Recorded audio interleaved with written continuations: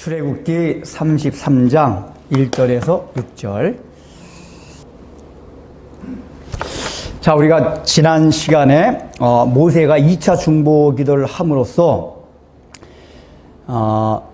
우리가 죄 가운데 그 구원을 받는 사죄 은총이 아닌 성화 가운데서 하나님의 통치를 위해, 그러니까 통치 가운데서 이루어지는 그 사죄에 대한 걸 우리가 다뤘습니다. 기억나십니까?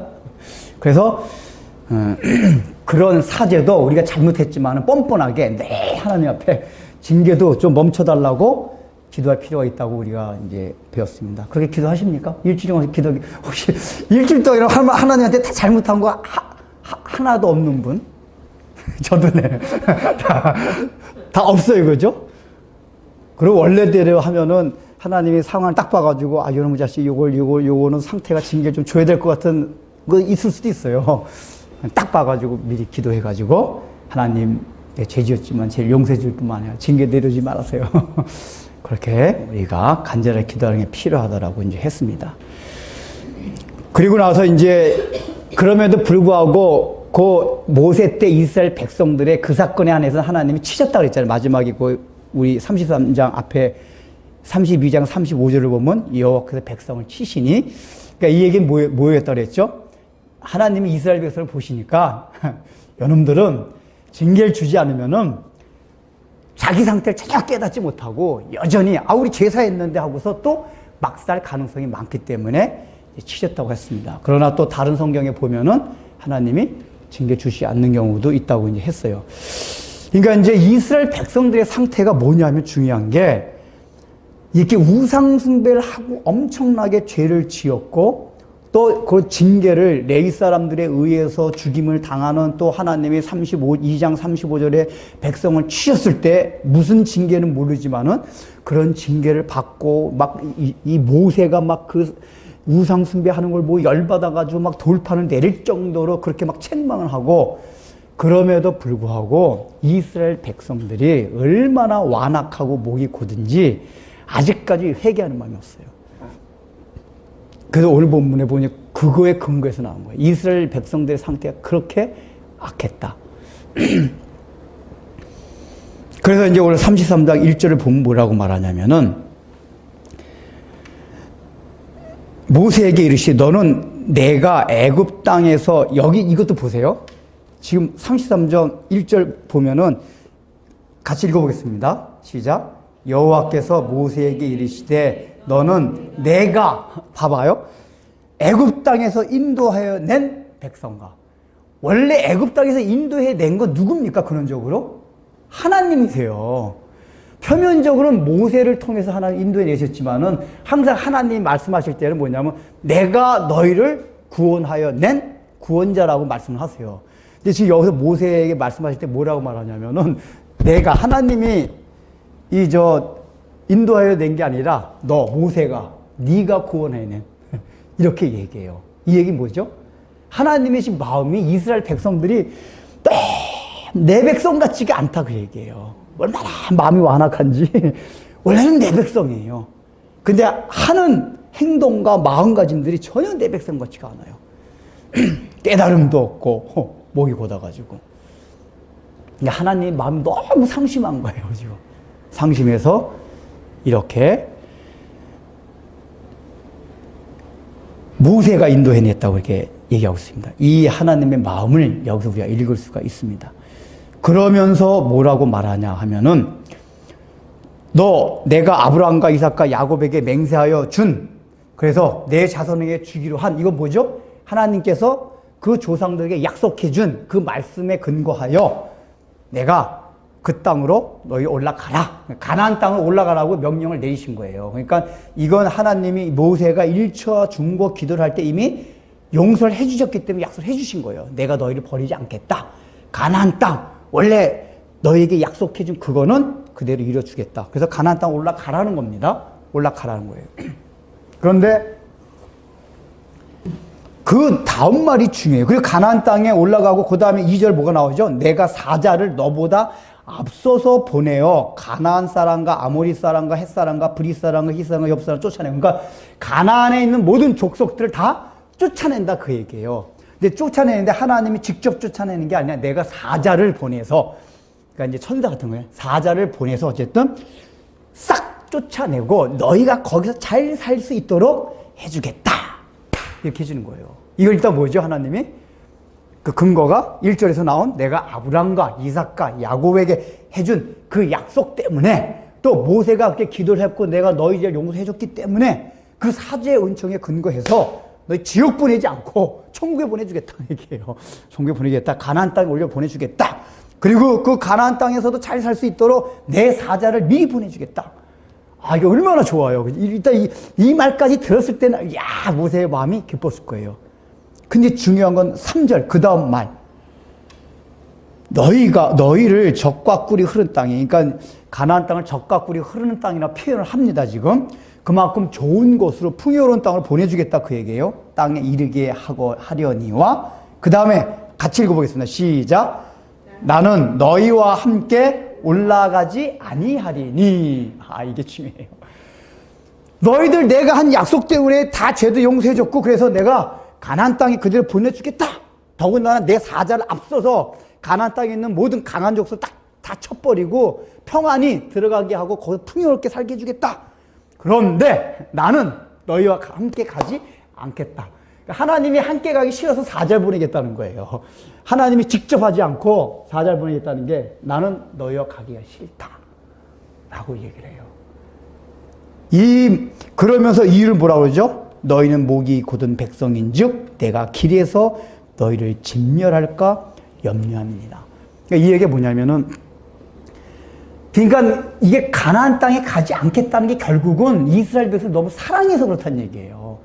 그러니까 약속 때문에 가나안 땅에 보내주는데 내가 너희들과 항상 함께 있어서 너희 삶에 개입하다 보면 내가 성질난다. 그러니까 표현이 좀 그런데 하나님 성질나고 그러는 거 아니야. 하나님 공의로운 성품 때문에 죄를 짓는 거 보면 하나님의 공의로운 성품 징계줘야 되잖아요. 가나안 땅에 가긴 가는데 우리가 전 시간에 했잖아요. 우리는 죄를 지으면은 용서하면 받아요. 그러나 그 사람이 거기서 자꾸만 더 개선되고 발전될 수 있는 하나님의 가능성이 없애보고 죄에 대한 인식과 깨달음과 회개하는 것 같지 않으면 징계 주신단 말이에요. 근데 하나님은 그게 싫으신 거예요.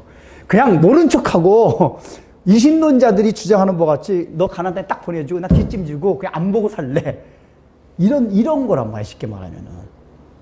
그러면은 너희가 잘못해도 내가 너희 벌 줄 일 없고 니들끼리 알아서 잘 살아라. 내가 풍요롭게 다 마련은 다 해놨으니까 거기서 잘 먹고 잘 살 수 있으니까 나는 관여 안 할 테니까 먹고 잘 살아요. 그러니까 어떻게 보면은 이게 모세 입장에서 언뜻 생각하면 굉장히 아주 절묘한 절충안 같아요. 왜냐하면 이스라엘 백성이 목이 엄청나게 곧은 백성이잖아요. 우리가 이스라엘 역사를 봐도 알아요. 하나님이 얼마나 은혜를 많이 주셨음에도 불구하고 또 범죄하고 사실은 그 모습이 우리의 모습입니다. 여러분 우리 모습 잘 보세요. 우리가 늘 은혜를 받지만은 날마다 범죄하고 실패하고 넘어지고 하죠. 안 그런 것 같은 눈빛 하지 마세요. 다 그러고 살아요, 우리가. 날마다. 그러니까 이스라엘 백성 욕할 게 없어요. 우리가 그래요. 그럼 모세가 딱 볼 때는 그래, 그러면은 우리가 맨날 하나님 저도 완악한 걸 알기 때문에 그때마다 하나님이 나타나셔가지고 하는 족속 그냥 막 모든 삶에 그냥 작은 거에 다 개입하셔가지고 너 이거 안 돼, 혼내. 애들도 필요하잖아, 부모가 그러면은. 그러니까 적당한 선에서 어디 딱 놔두고서 너한테 잘 살아라. 너한테 너 삶에 개입 안 한다. 그러면 애들 입장에서는 좋아요. 적당해. 가끔가다 한 번씩 용돈이나 보내주세요. 뭐 이런 식으로. 그러니까 모세가 그렇게 받아들일 수 있는 상황이에요, 사실은. 하나님 좋아요. 우리 가나안 땅 가겠습니다. 또 하나님 앞에 사자까지 보내준다 그랬잖아요. 사자까지 보내줘서 장애물 다 제거해주고 얼마나 좋아요. 일단은 그 이스라엘 백성들의 삶을 보장해줬단 말이에요. 그러면은 타협을 할 만도 한데 나중에 모세가 보면은 5절에 보면 여호와 하나님 제발 이 백성 다시 하나님이 함께 가시지 아니하면 아무 소용이 없습니다. 라고 얘기를 해요. 모세가. 그러니까 모세의 생각은 뭐냐? 주님, 알겠습니다. 하나님의 그렇게 저희들을 사랑하는 마음 때문에 저희를 혼내시게 될까봐, 매를 때리게 될까봐, 그게 싫으셔서 같이 안 가겠다고 하시는데, 아니, 하나님 생각해 보세요. 아무리 가나안 땅이 풍요롭고 다 좋은 뭐 합니까? 그 천국 같은 곳에 가서 하나님이 없으면 그게 무슨 천국입니까? 지금 모세가 이거 얘기하는 거예요. 그러니까 모세의 초점은 뭐냐면은 가나안 땅, 풍요로운 땅, 하나님이 주신 그 복에 있지 않고 하나님 그 자체에 그 마음이 있었어요. 아무리 하나님께서 약속하신 땅이라서, 우리에게 주신 복이라서 그걸 누린다 할지라도, 하나님의 약속 때문에 그걸 우리에게 주신다 할지라도, 하나님이 우리와 함께 하시지 않냐면 그 모든 것은 다 소용이 없습니다. 하나님 없는 가나안 땅이 무슨 소용이 있습니까? 이거예요. 모세의 마음이.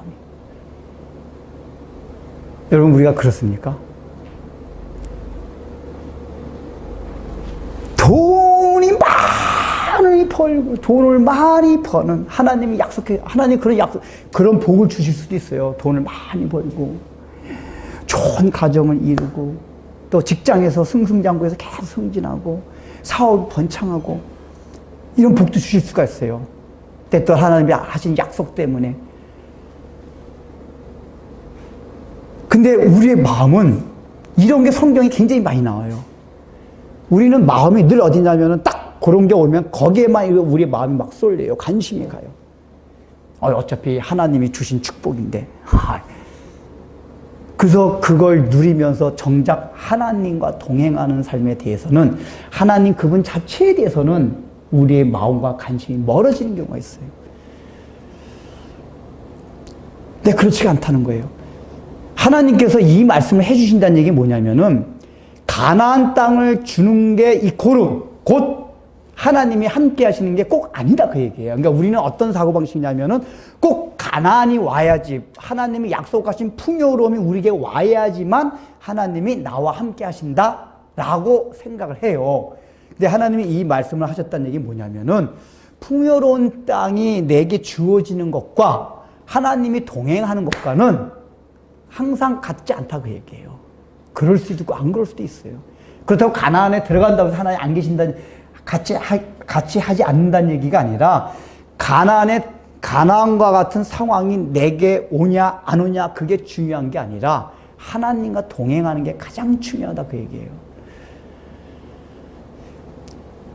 우리 인간은 마음이 연약하고 또 은혜도 계속 받다 보면은 마음이 무뎌져요.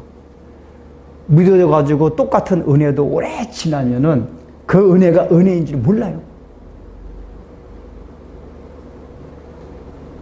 그래서 조금이라도 힘들고 어려워지면은, 하나님과 동행하던 사람은 힘들고 어려워지는 게 상관이 없어요.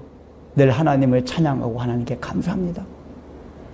그런데 하나님이 주신 그 복, 가나안 땅, 여기에만 초점이 맞춰졌던 사람들은 갑자기 눈앞에서 가나안 땅이 사라지게 되면은 하나님을 원망해요. 하나님의 사랑에서 의심을 해요. 하나님과 동행을 안 해서 그래요. 모세는 그걸 잘 알고 있었어요. 모세의 마음은 하나님, 딱 다 그런 것도 필요 없습니다. 천국 다, 이게 무슨 말, 천국 다 필요 없어요? 하나님이 안 계신 곳이 무슨 천국입니까? 저는요, 하나님, 광야라도 하나님이 계신 곳이 천국입니다. 이 얘기예요. 이런 얘기 제가 많이 했잖아요. 원래 천국이란 건 뭐냐? 하나님이 계신 곳이 천국이에요. 이제 지옥에 대해서 설명한 적 있죠. 지옥은 나중에 심판 때 되면은 그 죄사함을 받지 못한 사람들은 이걸 잘 이해해야 돼. 하나님 무슨 놈의 막 그냥 지옥을 만들어가지고, 이제 이게 지옥을 여러 성격으로 설명할 수가 있는데, 지옥이 뭐냐면은 그 심판 날에는 나중에 뭐 사나 바위야 나를 가려다오 막 요한계시면 그게 나와요. 그 왜 그러냐면은 그때는 자기 정체가 다 드러나요. 예수님의 그 영광의 보좌 빛 앞에서 그 죄사함의 은총을 받은 사람들은 부끄러움이 없어요. 그때 근데 죄사함의 은총을 받지 못한 믿음이 없는 사람들은 그때 사나봐야. 그러니까 예수님의 빛이 오면 올수록 멀리 가고 싶어요. 멀리 가고 싶어요. 야, 죄 용서함을 받은 사람은 더 가까이 가요. 도망가는 거예요. 도망가는 거예요. 가장 빛이 안 비친, 하나님의 빛이 안 비친 애가 멀리 도망가면 그게 지옥이에요. 하나님의 빛이 안 비친. 이걸 꼭 무슨 게 하나님이 무슨 그렇게 막 그냥 못돼 먹은 하나님 막 안 믿는 사람을 그러잖아요. 난 지옥을 만드는 하나님 안 가겠다. 원리적으로 보면은 그런 거예요. 죄가 있는 상태에서 하나님과 같이 살 수가 없어요. 그 빛을 받을 수가 없어요. 여러분, 우리도 늘 이 세상에서 그걸 느끼잖아요. 자기가 죄의식이 있을 때는 어떤 거룩한 존재 앞에 나기가 굉장히 힘들어요. 덜덜덜 떨려요. 그건 마찬가지란 말이에요. 그래서 우리가 죄사함의 은총을 받아야 돼요. 믿음으로 그걸 받아들이는 거예요.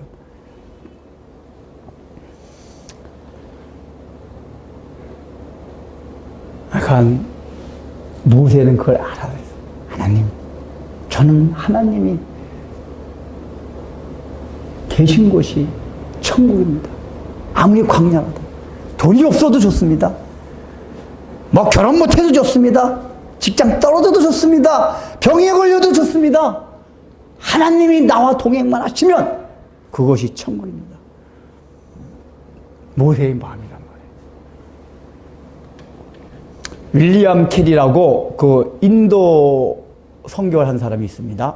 이제 우리 선교사에 유명한 사람인데, 이 사람이 목사가 아니라 평신도로서 이제 언어를 굉장히 잘했던 사람이에요. 평신도로서 이제 인도 선교를 갔어요. 근데 이제 이 사람이 선교할 때 많은 사람이 반대했어요. 왜냐하면 아무도 지원하는, 이렇게 물질력으로나 이렇게 지원하는 사람이 없었어요. 자기 혼자 자비량으로 갔어요. 그러니까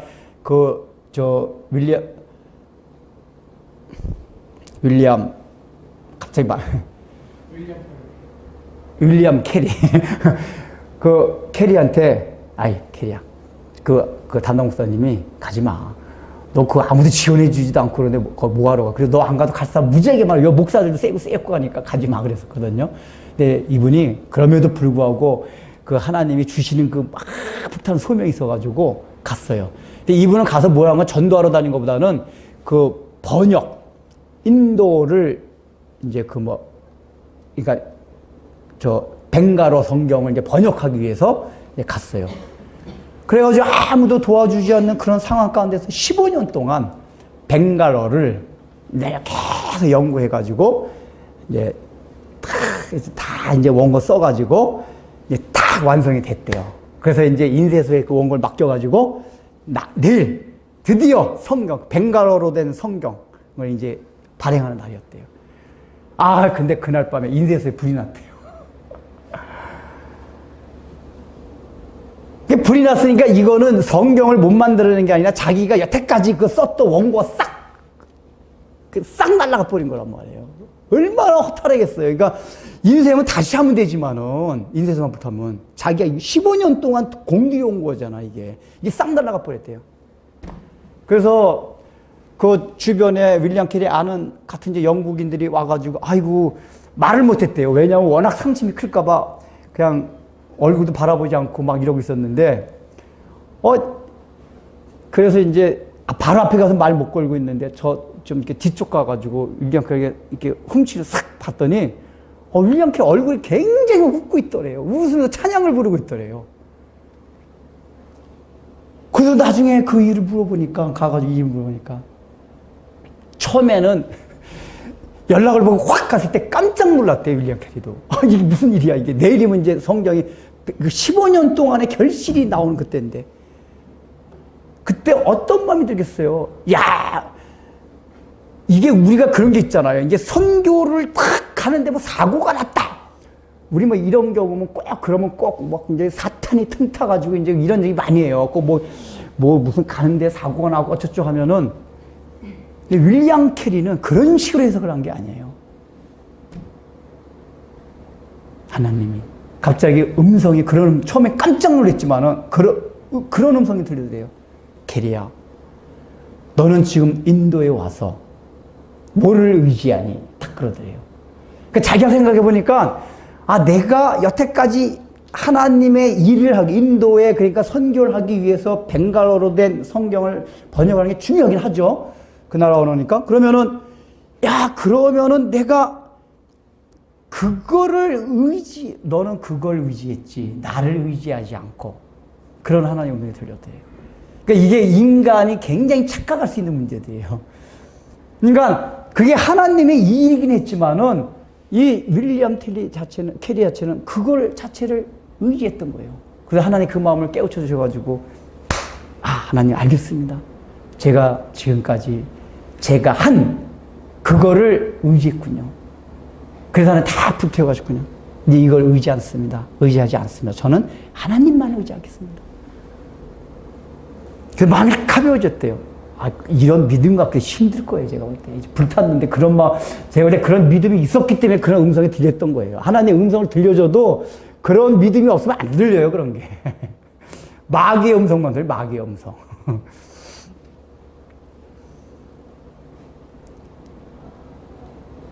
그리고 나서 거기 윌리엄 캐리가 거기서 사역을 하면서 원래는 벵갈어로만 번역을 하려고 갔던 건데, 그 인도에 보면 지방방언이 많잖아요.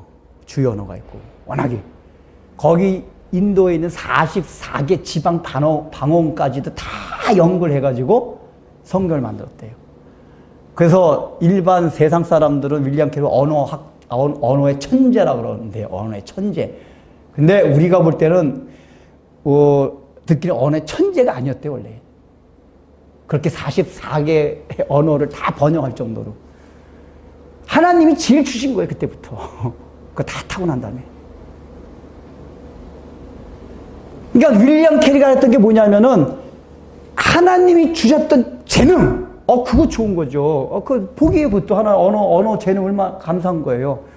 그리고 그 재능을 통해서 지금 15년 동안 열심히 연구하고 탁 해가지고 벵갈어로 된 성경을 탁 했어요.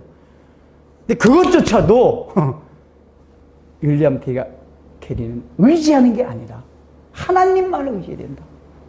이거를.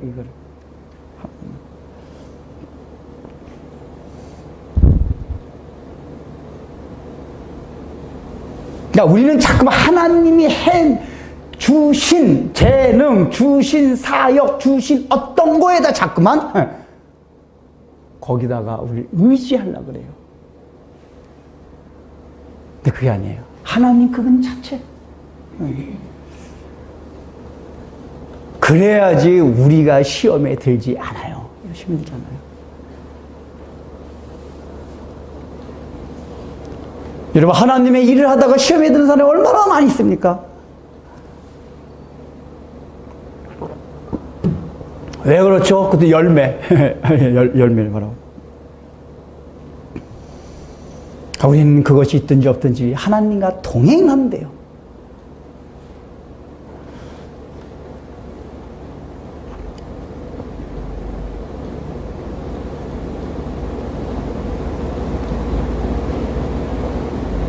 그러니까 우리의 마음들이 이제는 그런 마음 가야 돼. 하나님,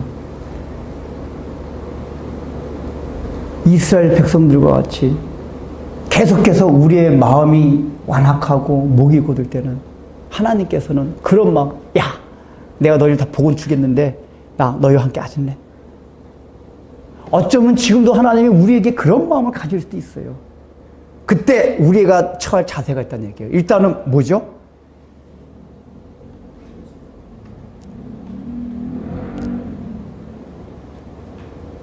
4절, 백성이 이 준엄한 말씀을 듣고 슬퍼하여 한 사람도 자기의 몸을 단장하지 아니하니라. 그러니까 일단 4절을 보면은 일단은 이스라엘 백성들도 모세를 통해서 그 말 듣고 깜짝 놀란 것 같아요. 하나님이 우리와 같이 안 가셔? 뭔가 문제의 심각성을 제가 볼 때 이제 회개한 게 아닙니다. 문제의 심각성만 깨달은 거예요. 뒤에 보면은. 그래서 자기의 몸을 단장하지 아니하니라. 그러니까 이것만 보면은 뭔가 이스라엘 백성이 회개하는 것 같은 이 뉘앙스를 받아요. 근데 이제 그 다음 절도 봅시다. 뭐라고 하죠? 5절에서 여호와께서 모세에게 이르시기를 이스라엘 자손에게 이르되 너희는 목이 곧은 백성인즉 내가 한순간이라도 너희 가운데 이르면 너희를 진멸하리니 너희는 장신구를 떼어내라. 자, 보세요. 여러분, 여기 지금 단장하지 아니하였더라 분명히 4절에 나왔어요. 그런데 5절에 보면 너희 장신구를 떼어내라고 명령을 하십니다. 그러니까 원래 단장했다는 거와 장신구 붙였다는 거와 약간 비슷한 의미잖아요. 근데 분명히 4절에서는 모세의 말을 듣고 이스라엘 백성이 슬퍼하며 단장하지 아니하였어요. 근데 5절에서는 아직도 하나님 뭐라고 말씀하시냐면 너희 목이 곧은 백성이다. 이게 뭐죠? 아직까지 회개하지 않았다는 얘기예요. 그리고 너희 장신구를 다 떼어내라 얘기를 합니다. 지금 너희가 단장을 안 했지만은 아니다. 아니다. 단장했다는 여기서 단장하지 아니했다는 게 그러니까 회개했다는 의미가 아니에요. 언뜻 보면 회개했다는 것 같은데 뒤에 오는 말씀 보면은 그러면은 앞에 단장은 뭐고 뒤에 장식구를 떼어내는 게 뭘까요?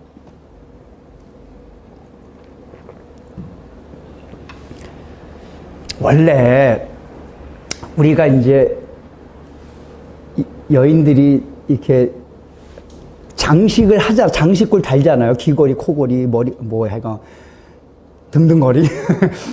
발걸이도 있더라고요. 그때 보니까. 네, 있는데, 그걸 왜 합니까? 단장하기 위해서요. 단장하기 위해서. 그런 의미에서 장식구는 단장품이란 말이에요. 그런데, 단장이란 건 뭐죠? 몸을 예쁘게 하기 위해서, 상대방한테 예쁘게 보기 위해서 단장한다는 거예요. 이제 단장한다는 거는.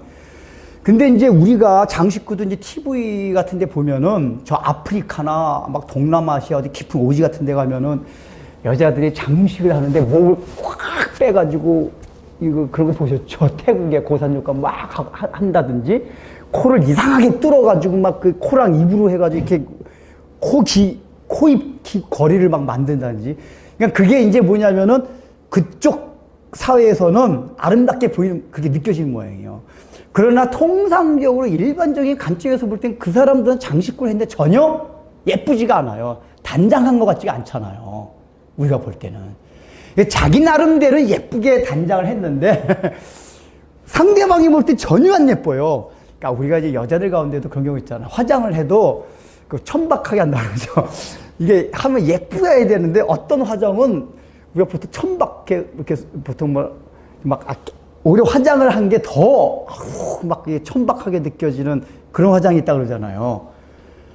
근데 그거는 장식을 한 건 한 거예요. 다 귀걸이도 하고 했는데 그냥 귀걸이도 그러니까 단장이 되는 귀걸이 하면 좋은데 이 단장이 아니라 그냥 막 치렁치렁 해가지고 오히려 막 보기에 막 그냥 역겨운 그런 장식이 있을 수 있단 말이에요. 원래는 하나님 앞에서는 단장을 해야 돼요. 단장을 해야 돼요. 아마 실질적으로 제가 볼 때는 이스라엘 백성들이 뭐 약간 일단 깜짝 놀라게 놀란 거거든요. 슬퍼했다는 얘기는. 슬퍼하면서 왠지 몸에 걸고 있는 장식구들 어느 정도 띄어내야 될 것 같은 마음이 들었던 것 같아요. 그래서 일부 어떤 건 띄어낸 것 같아요. 이게 하죠. 일단은 왜냐하면 단장하지 아니하였다는 거 보면 이 단장하지 아니하였다가 뭐 영적으로 마음을 단장하지 아니하였다 그런 건 아니거든요. 실제 상황 속에서는 그 어느 정도 했어요.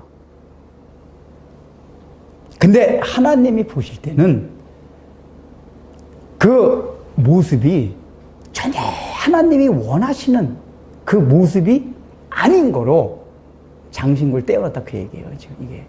그리고서 하나님 말씀하신 너희에 있는 모든 장식을 다 떼어내라. 그러니까 아마 이 사람들이 단장하지 아니한 건 제가 볼 때 실제적으로는 어떤 장신구는 하고 그리고 단장하지 진짜 하나님 앞에 단장해야 될 부분들 있잖아요. 옷을 이렇게 정결하게 한다든지 막 이런 것들은 해내야 되는데 거꾸로 단장한다고 하면서 이상한 막 그냥 치렁치렁 애굽에서 성경상 이렇게 뉘앙스를 보면은 애굽에서 했던 그 장신구들이에요. 이 문화적으로 보면은. 왜냐하면 이때 이 장신구가 애굽에서 발달된 그 문화에서 나온 장신구들이거든요. 또 애굽에서 다 받아 나온 거고. 전부 애굽에서 갖고 나온 것들이 장신구들이. 근데 그걸 왜냐면 처음에 출애굽 딱 할 때 우리가 사건 기억나잖아요. 하나님이 애굽 백성들한테 그냥 막 눈 뒤집어지게 해가지고 막 다 줬잖아요. 막 너 다 가져가. 그때 다 받아가. 그러니까 애굽 사람들이 차고 있던 장신구들이었어요. 그 원래는 하나님의 목적이 뭐였죠? 그 장신구 가지고 성막을 만들려고 했던 거예요. 나중에. 근데 얘네들이 먼저 뭘 만들었어요? 앞에 우상을 만드네. 장신구를 다 해가지고 녹여가지고 우상을 만들었어요. 그러니까 이 사람들은 실제 그 장신구를 다 벗어던지는 게 단장하는 건데 그건 안 하고 엉뚱한 것만 하는 것 같아요. 엉뚱한 거. 하나님이 보실 때 단장하지 아니한 모습. 엉뚱한 거로.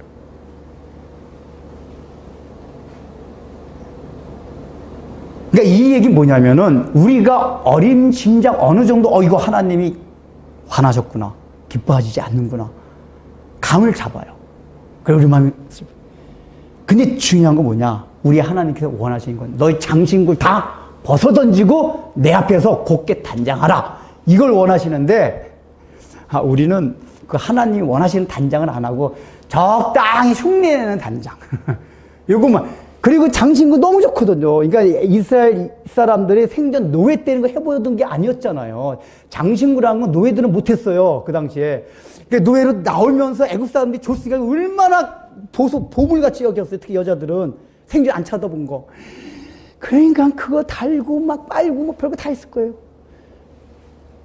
근데 하나님이 원하시는 단장을 다 그런 걸 벗어 던지는 건데 엉뚱한 것만 하고 그건 싹 남겨서 자기가 정말 하고 싶은 건 다 놔두고 적당히 이렇게 어느 정도 할 수 있는 걸 이렇게 해놨다 그 얘기예요. 이게 진정 회개치 않고 적당히 슬퍼하는 신자의 모습이에요. 결정적인 건 안 내놔요. 결정적인 거는. 그래 뭐 요 정도 하면 됐죠? 이런 것만.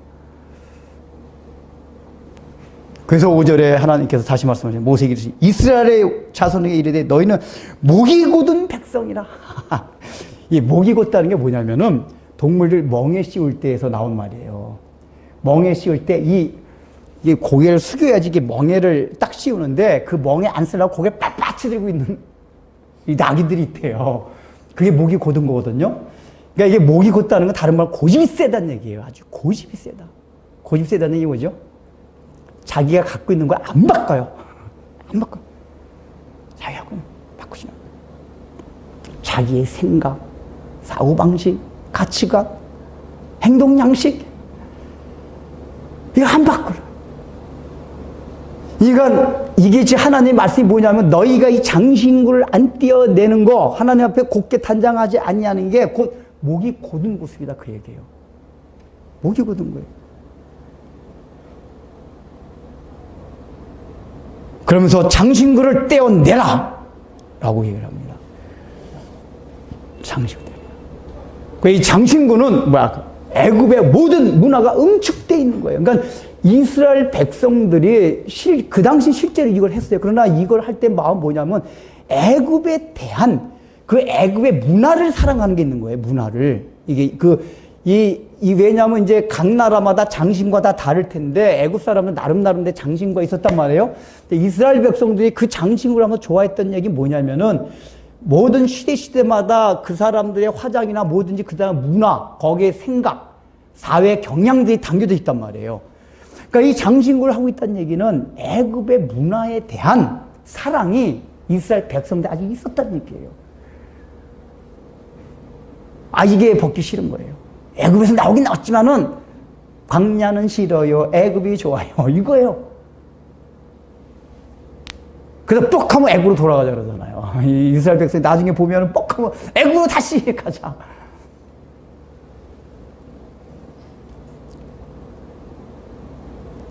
그 하나님이 이걸 벗으라고 하는 일단은 이게 애굽의 모든 걸 생각나게 하는 단초가 돼요. 이걸 하고 있으면. 그러니까 이 얘기 첫 번째 뭐냐? 죄의 불실 없애라 그 얘기예요. 단초가 되는 걸 빨리 제거하라 그 얘기예요. 우리가 죄를 짓지 않고 하나님 말씀대로 순종하며 살아가기 위해서는 그 순종하지 못하게 하는 요소들이 있어요. 근데 우리는 그건 안 없애고 말씀대로 살게 해주세요. 이런단 말이에요. 아니에요. 눈에 보이는 표면적인 그걸 먼저 제거를 해야 돼요. 맨날 안 믿는 사람하고 그냥 못 박하면 만나가지고 술 마시고 장구치고 뭐 디스코텍 가서 놀면서 하나님 저 세상적 사고방식에 빨리 벗어나게 해주세요. 안 와. 일단은 그 친구 만나는 걸 끊어야 돼요. 그 표면적인 거를. 그거 맨날 만나면서. 그러니까 우리가 눈에 보이는 표면적인 거, 내가 할 수 있는 것들이 있어요. 그런 거는 치우기 싫어요. 안 해놓고 나름대로 흉내내는 거예요. 난 그래도 하나님 앞에 말씀대로 살려고 하나님 말씀대로 살게 해주세요. 순종하게 해주세요. 그거 안 치우면 소용없다 그 얘기예요. 두 번째는 이 장신구에 담겨 있는 게 뭐였죠? 이 전 사건에 장신구를 가지고 뭘 만들었습니까? 우상을 만들었어요. 그 우상을 만들 때 32장에서 나왔던 내용이 뭐죠? 두 가지가 있었어요. 우상을 자기를 위하여 자기. 그러니까 여호와라고 송아지 만들어 놓고 믿었는데 목적이 뭐냐면 자기들을 위하여. 우상을 만들 때 첫 번째 자기들을 위하여. 그리고 이제 두 번째는 하나님에 대한 잘못된 지식 얘기했잖아요. 지금은 하나님의 잘못된 지식 놔두고 자기를 위하여. 그러니까 우상 숭배에 담겨 있는 가장 중요한 핵심적인 요소가 뭐가 있냐? 자기 중심적인 그 사고 방식이 있어요. 그러니까 원래 애굽 사람들이 그러니까 인생이 그래요, 인류가. 애굽 사람들 그 이방 문화가 갖고 있는 그 모든 신을 믿는 우상 숭배였던 게 뭐냐면 다 자기 중심이에요. 신도 나를 위해서 다 해다. 내가 적당히 재물도 갖다 바치고 아이들도 갖다 바치고 할 테니까 다 우리를 복주세요. 자기 중심이에요. 그러니까 신도 뭐죠? 내 뜻에 동참시키는 거예요. 신도 내 뜻 따라야 돼. 신을 섬기는 게 신이 내 뜻 따르기 위해서 신을 섬기는 거란 말이에요. 다 자기 중심이 있어요. 근데 그 문화와 사고방식이 응축되어 있는 게 장신구들이었어요. 그래서 이스라엘 백성들이 그거 녹여서 우상을 만들었단 말이에요. 자기 중심성이 있어요. 그러니까 신앙생활 할 때 뭐냐? 자기 생각을 버려. 그러니까 이 중심성이라는 굉장히 더 포괄적입니다. 근데 일단 뭐냐면은 자기 생각, 우상 숭배하게 된 이유가 뭐죠? 그러니까 지금 이거는 하나님이 지금 우상 숭배한 죄와 연관지어서 계속 이 말씀을 하시고 있잖아요.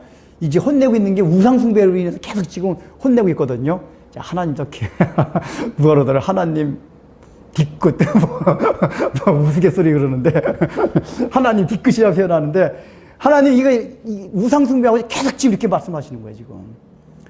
왜냐하면 또 용서해주고 징계를 안 하려고 보니까 아직까지 무기 굳어요.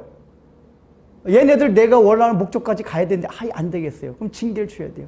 근데 하나님도 징계 주고 싶지 않으니까 잠깐만 이렇게 잔소리 하시는 거예요. 이렇게 해가지고 장신구 떼어내. 장신구 안 떼어내면 너희 또 무기 굳어서 내가 너희 또 칠 수가 있어. 이제 우상숭배에 관련된 게 뭐냐? 우상숭배할 때 자기 생각대로 믿었다 했어요. 자기 생각대로. 하나님도 자기 마음대로 믿어요. 그러니까 기본적으로 사람이 자기가 가진 그 생각들 이걸 먼저 버려야 돼요. 이 자기 중심성을 벗어나는 그것부터. 그러니까 물론 이 자기 중심성과 이기주의 당연히 해당되지만은 이기주의 이전에 더 본질적으로 뭐가 있냐면은 인간이 자기가 지금까지 살아왔던 생활 패턴, 사고 방식, 틀들이 있어요. 패러다임들이. 지금 여기에 묶여 있는 걸 자기 중심성이라고 그래요. 그렇기 때문에 이기주의도 있는 거고. 이기주의는 그게 더 윤리 도덕적으로 발전돼가지고 나타나는 양상들이고 더 본질적으로 뭐냐면 자기 틀을 안 바꾸려고 하는 것들이에요. 이게 하나님의 세계 딱 들어오면 그 하나님의 나라에 맞는 틀로 바꿔야 생각과 보는 것들.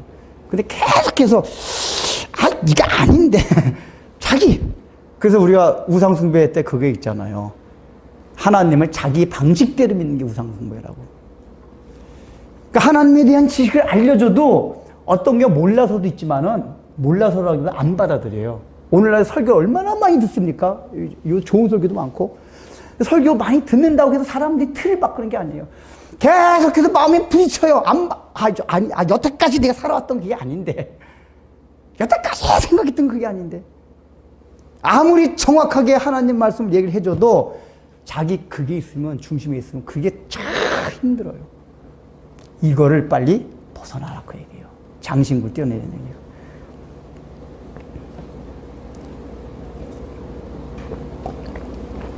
세 번째는 이제 장신구가 일반적으로 몸을 치장하는 거잖아요. 몸을. 근데 애굽에서는 몸 치장하는 게 필요했지만, 왜냐? 몸 치장하는 걸 가지고 서로 사람이 달라 보이거든요. 근데 광야에서는 그게 필요 없는 거예요. 맨날 흙먼지 뒤질 수가 있기 때문에. 그래서 장신구란 뭐냐면 이게 자기를 이렇게 어느 정도 이렇게 원 모습이 아닌 이렇게 자기 몸을 이렇게 치장하는 거, 변장하는 거, 이게 장신구입니다. 근데 하나님은 그걸 다 버리거든요. 우리가 살아가면서 많은 돈을 벌려고 하고 명예를 얻으려고 하고 좋은 아내를 얻고 좋은 남편을 얻고 뭐 어쩌고 저쩌고 이런 모든 가운데 들어있는 게 뭐냐면은 이 자기를 가리고 싶은 것들이 있어요. 뭘 통해서 자기 어떤 걸 가리고 싶은 것들.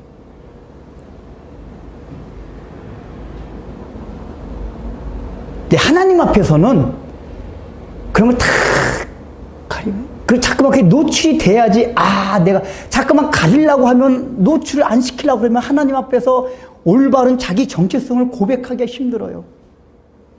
가리우는 게 없어야지 정체성이 노출돼서, 하나님, 제가 이런 자입니다. 돈이 없어 보니까 정말, 내가 돈이 많으면, 여러분, 돈이 많으면 굉장히 인격도 훌륭해 보인대요. 성격도 좋아요. 왜냐면 탁탁 쓰잖아요. 내가 쓸게. 돈이 많으면 얼마나 사람이 후해 보여. 물론 돈이 많아도 안 그런 사람 안 그런데, 보편에 돈이 많으면 사람이 일반 후하잖아요. 아주 성품도 좋아 보여요. 탁 주고, 탁. 근데 원래 그 사람이 그런 인품이 아니에요. 돈이 이렇게 만들어준 거지.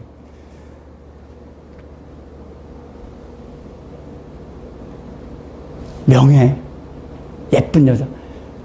여자들이 그렇다면 키 큰 남자 좋아하는 이유가 그렇대요. 자기가 키 큰 남자 보기 좋아서도 있지만은 어디 이렇게 둘이 걸어갈 때 키 큰 남자하고 걸어가야지 뽀다구가 좋대요. 멋있어 보인대요. 그런 말 들었거든요. 저는 꼭 키 큰 남자 좋은 게 아닌데요. 이렇게 둘이 걸어갈 때 키 큰 남자 걸어가야지 사람이 멋있어 보여요. 자기의 키 작은 걸 커버. 그냥 우리 인간이 다 그래요.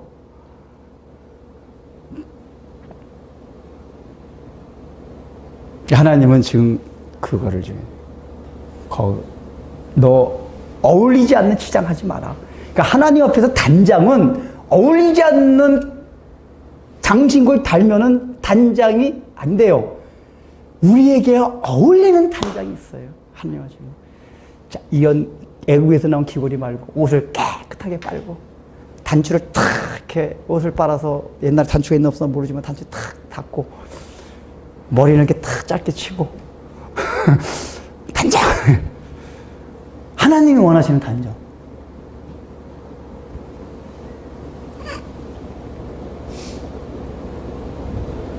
그 사람은 자기 분수를 알고 분수를 알고 살고 주제가 넘으면 안 돼요.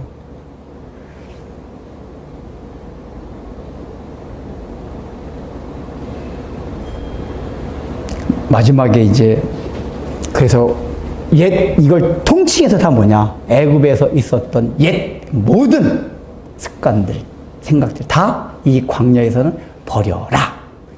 버려라. 우리가 예수 믿기 전에, 그러니까 우리가 신앙생활이란 그거예요. 계속해서 장신구를 버리는 싸움이에요. 예수 믿기 전에 저 애굽에서 있었을 때 노예로 살고 있으면서도 볼 건 다 봤거든요. 그래가지고 그거 했던 것들. 광야에 와서는 다 쓸데없는 거예요. 다. 광야는 얼마나 단조로워요. 단조로워. 애국같이 뭐 이렇게 풍성하고 농경 문화가 있어가지고 막 복잡 그랬던 게 아니에요. 다 벗어 던져야지만이 광야에서 행복해 할 수가 있어요. 이런 장신구 다 치렁치렁 달고 하면은 광야에서 행복해 할 수가 없어요. 그래서 오늘 주신 말씀을 통해서 우리가 첫 번째, 하나님이 함께 하시지 않는 가난은 우리에게 소용이 없다. 이게 마음 가져야 돼. 그래서 여러분들이 내가 표면적으로 잘 되고 안 되고 이걸 가지고 하나님이 나와 동행하시느냐 안 하시느냐 이거 시궁석을 삼지 마세요. 그거와 상관없이 하나님 우리와 동행하세요. 그게 동행할 때 내가 지금 가나안 땅에 있던 광야에 있던 다 행복해요. 두 번째, 때로 우리의 마음을 하나님께서 깨닫게 해주셔서 너 지금 가난만 좋지 나 너와 동행 안 하겠다. 너 알아 복 줄게 다. 그러니까 여러분 잘 될 때 조심해야 돼요. 잘 될 때 아무 문제 없을 때 알았어 다 가져 내 줄게. 너 약속해줘. 너 예수 믿고 잘 교회도 충실 잘 나가고 11조도 잘 내고 주일성수 잘하고 알았어. 그 준 하대로 주일성수 잘하고 11조도 잘 내도 하나님 그 복 주신 경우도 많아요. 실제적으로 보면은 알았어 복 줄게. 사업도 잘 되게 하고. 근데 나는 너와 동행하지 않겠다라는 혹시라도 기도하는 가운데 말씀을 듣는 가운데 읽는 가운데 묵상하는 가운데 그런 생각이 든다면 빨리 몸을 끓이고 하나님 그게 무슨 말씀입니까? 내 장신구들 다 제하겠습니다. 적당하게 제하려고 하지 말고 다 제하십시오. 그럴 때 하나님이 우리와 동행하시고 하나님이 우리와 동행하실 때 우리의 삶 자체가 늘 형통하고 행복합니다.